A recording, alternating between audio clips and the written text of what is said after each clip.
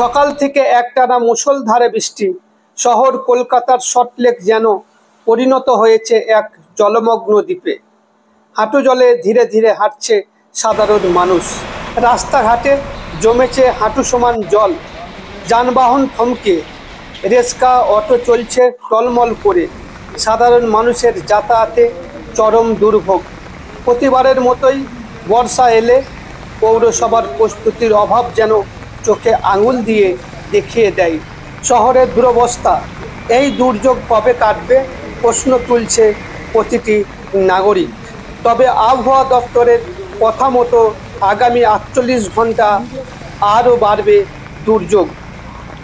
ভারী থেকে অতি ভারী বৃষ্টি হবে জেলায় জেলায়।